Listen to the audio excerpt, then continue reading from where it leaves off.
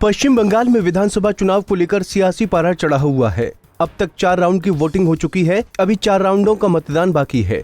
इस बीच बीजेपी के दिग्गज नेता और राज्यसभा सांसद सुनील कुमार मोदी ने बड़ा दावा किया है। उन्होंने कहा कि बंगाल को सोनार बांग्ला बनाने वाला असल परिवर्तन तय है।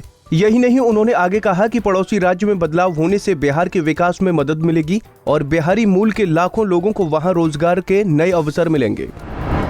बिहार के चर्चित मामलों में से एक नवादा जहरीली शराब कांड में 2 और दरोगा को मामले में लापरवाही बरतने के आरोप में निलंबित कर दिया गया है। दोनों पर नगर थाना क्षेत्र में जहरीली शराब पीने से हुई कथित 15 मौत मामले में लापरवाही बरतने के आरोप थे। जांच में पुष्टि होने पर उन पर गाज गिरी है। एसपी धूरत सायली सावलाराम ने इनके निलंबन की पुष्टि की है। बिहार में कोरोना संक्रमण की स्थिति भयावह होती जा रही है। कोरोना के रोजाना मिलने वाले आंकड़े अपने ही पिछले रिकॉर्ड को तोड़ने में लगा है। 48 घंटे में कोविड-19 मरीजों की संख्या 7200 पार करते हुए 7225 पर पहुंच गया है। वहीं 12 मरीजों ने अब तक इलाज के दौरान अपनी जान गंवाई है। बिहार के सबसे बड़े अस्पताल Patna medical college and hospital से एक गजब कारनामा सामने आया है। यहाँ के कर्मियों ने जिंदा मरीज का न सिर्फ डेथ सर्टिफिकेट दे दिया, बल्कि परिजनों को दूसरे मृत मरीज की बॉडी भी सौंप दी। कारनामे से पर्दा तब उठा जब मरीज के परिजन ब्रिज बिहारी ने बांस घाट पर मुखाग्नि से पहले मृत मरीज का चेहरा दिखाने की मांग की। चेहरा देखते ही परिजनों के होश उड़ गए, क्योंकि शव किसी दूसरे मरीज का था। बिहार सरकार की नई इथेनॉल उत्पादन प्रोत्साहन नीति निवेशकों को लुभाने लगी है। यही कारण है कि सरकार को मिलने वाले करीब 3 दर्जन निवेशक प्रस्तावों में से कई जमीन पर उतरने लगे हैं। इसकी शुरुआत मधुबनी, मोतिहारी और गोपालगंज से होने जा रही है।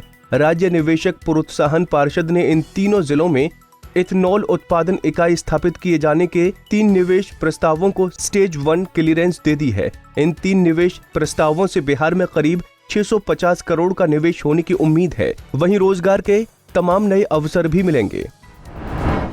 बिहार बोर्ड मैट्रिक कंपार्टमेंटल परीक्षाओं के लिए एप्लीकेशन फॉर्म आज से भरा जाएगा। असफल परीक्षार्थी 16 अप्रैल तक स्कूल के प्रधानाचार्य द्वारा अपना ऑनलाइन आवेदन कर सकते हैं। जो छात्र 10वीं परीक्षा 2021 में किसी 1 या 2 विषय में फेल हैं, वो कंपार्टमेंटल के लिए फॉर्म भर सकते हैं।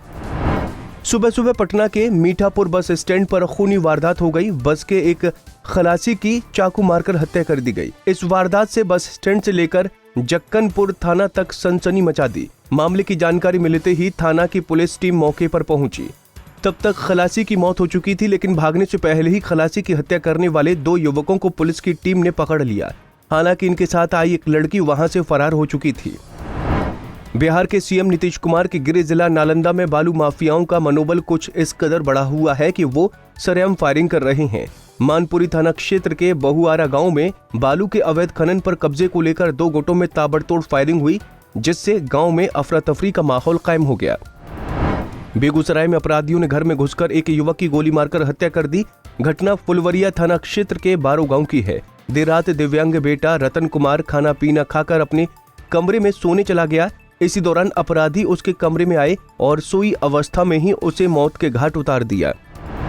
बिहार के कटिहार में ऑटो सवार एक दंपत्ति पर छीटाकशी करना एक मनचले को भारी पड़ गया। दंपत्ति को देखकर मनचला ओ लाल दुपट्टा वाली गाना गाने लगा। इसके बाद तो दंपति ने मनचले को चप्पलों से धुन दिया। इस घटना के दौरान मनचले को जमीन पर गिरा कर पीटा गया। किसी तरह से स्थानीय लोगों ने दोनों पक्षों को समझा बुझाकर अलग किया। ये घटना कटिहार के सहायक थाना क्षेत्र के गौशाला रोड की है।